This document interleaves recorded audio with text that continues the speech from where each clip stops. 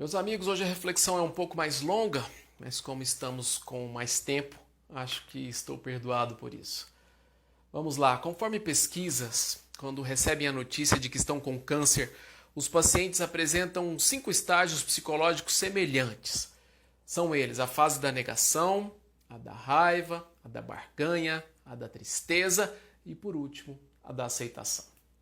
Eu arriscaria dizer que essas fases ocorrem em maior ou menor grau e com velocidades variadas todas as vezes em que somos obrigados, por contingências da vida, a mudar os planos que havíamos traçado para o nosso futuro.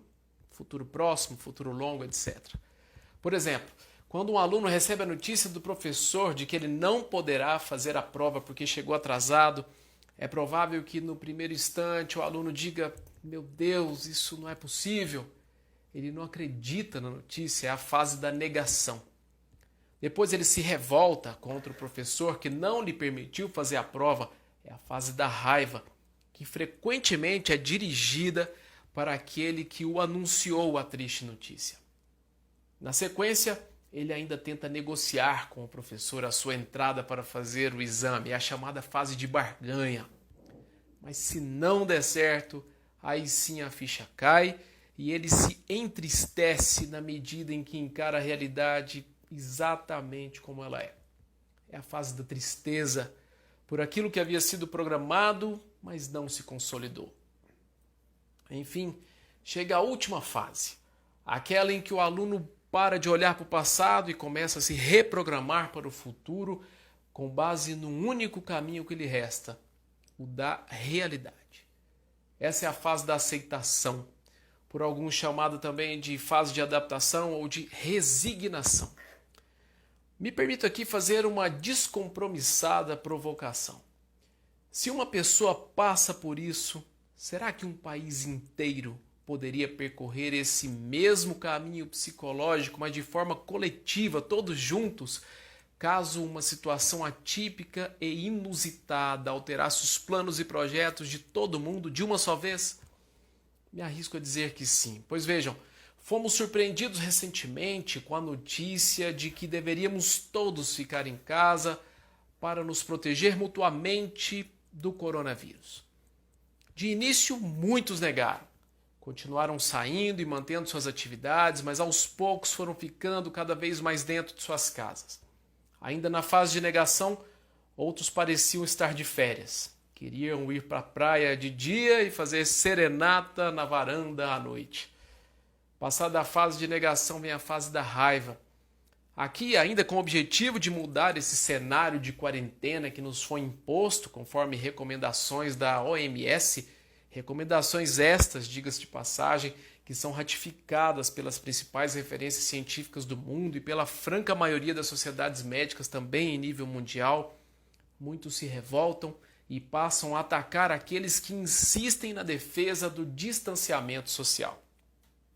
Já na fase de barganha, ainda tentando reverter o quadro, tentam negociar o fim das medidas restritivas que foram propostas, usando as mais diversas teses possíveis.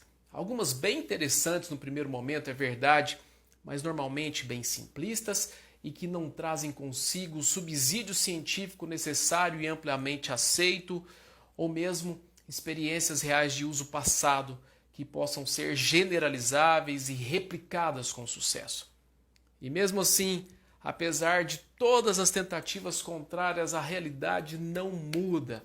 E é justamente esse chá de realidade que nos coloca, todos nós, no estágio da tristeza, do luto por uma agenda que sucumbiu aos outros rumos que a vida impôs de forma implacável, sem pedir permissão para ninguém.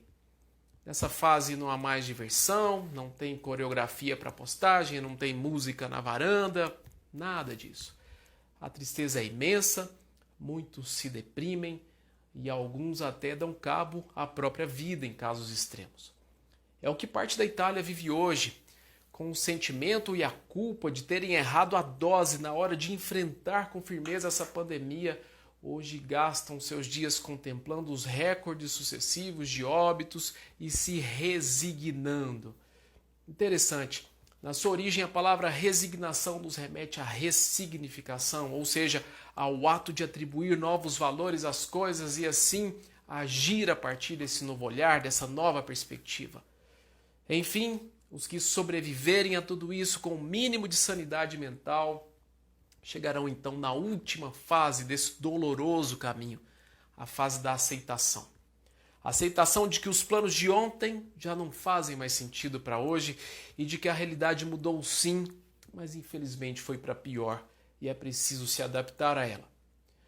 Uma coisa boa dessa reflexão, meus amigos, é compreender que, para além do juízo de valor, da politicagem, do certo e errado, todas essas fases são essencialmente humanas e é do nosso modus operandi mental.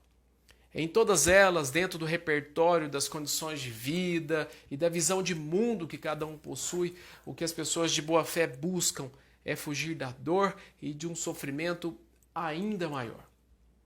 Com relação ao enfrentamento da Covid-19 de maneira bem leve e lúdica, pensando num cenário super ideal, faríamos um teste simultâneo em toda a população mundial de uma só vez. Isolaríamos com suporte de qualidade todas as pessoas que testassem positivo.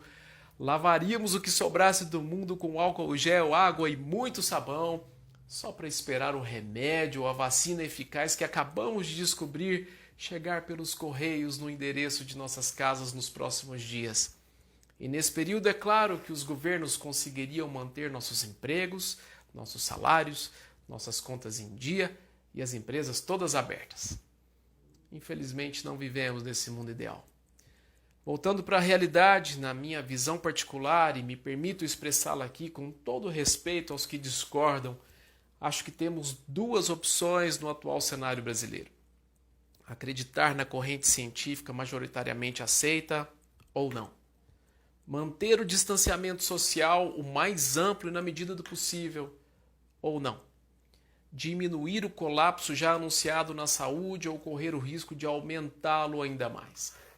Conviver com as tristes consequências desse período que fatalmente nós e o mundo todo terá na economia, e eu não estou negando isso, ou apostar sem a consistência científica necessária, nossas fichas mais preciosas, no sentido de que a manutenção dessa quarentena é desnecessária e de que precisamos priorizar a economia, mesmo que o risco seja de cavar um poço ainda mais fundo e caótico na mesma economia e não só nela, mas também no sistema de saúde e em todo o nosso tecido social. Acho que vale aqui uma referência ao prefeito de Milão, que após fazer essa aposta e incentivar em suas próprias redes sociais a continuidade da vida econômica local, 30 dias depois, após as consequências nefastas e impensáveis do coronavírus naquela cidade, reconheceu que, mesmo bem intencionado, assim como todos os seus partidários, cometeu um grande erro. Alguém dirá, mas o contexto italiano é bem diferente do brasileiro e aqui os números serão bem mais brandos. Olha, eu torço sinceramente para que essa suposição esteja correta. Prefiro esperar o melhor, mas não deixar de me preparar para o pior.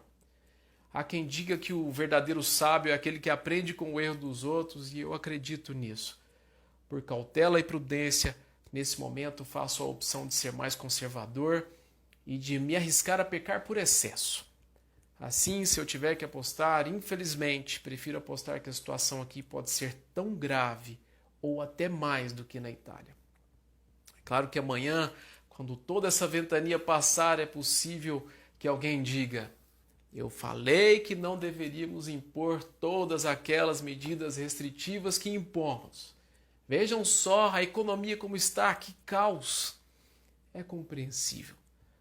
Para muitos que defendem o fim das quarentenas impostas por alguns estados, a situação está ruim, mas pode ficar bem pior por questões econômicas. E eu concordo plenamente. Acho que está ruim, acho que vai ficar bem pior por questões também econômicas, mas vou além. Acho que não existe nada tão ruim que não possa ser piorado ainda mais. Penso que nesse momento não há um duelo entre a saúde e a economia. ambos já estão e ficarão ainda mais comprometidos, mesmo que façamos tudo certo agora. Mas se tomarmos decisões erradas, penso que o comprometimento será ainda maior. Na discussão entre ficar ou não em casa, penso que não estamos escolhendo entre o bom e o excelente, mas, infelizmente, entre o ruim e o péssimo. É ruim ficar em casa, mas será péssimo se não ficarmos. E os números da Covid no Brasil já mostram que o difícil distanciamento social que estamos nos impondo, na medida do possível, está dando certo na estratégia de tentarmos ganhar um pouco mais de tempo para a forte tempestade que parece se aproximar. Sei que o assunto é polêmico, está inflamado e até politizado, mas enquanto a OMS e a maior parte das sociedades médicas advogarem pelo distanciamento social, eu estou fechado com eles. Se mudarem o posicionamento, sem nenhum constrangimento, eu volto aqui e mudo tudo também, na mesma hora. Meus amigos, a verdade é que o mundo está recebendo a triste notícia que foi acometido por um vírus terrível. A verdade é dura, mas quando a aceitamos, por pior que seja, ela também liberta. Da fase da negação até a fase da aceitação é natural que levemos algum tempo, então estamos todos perdoados. E salvo por algum milagre, num futuro próximo, esse é o caminho que nossa mente terá que percorrer e tudo indica que essa estrada será longa. Obrigado por terem embarcado nessa reflexão e assistido esse vídeo até o fim. Dias melhores para todos nós. Fiquem todos em paz. Forte abraço. Tchau, tchau.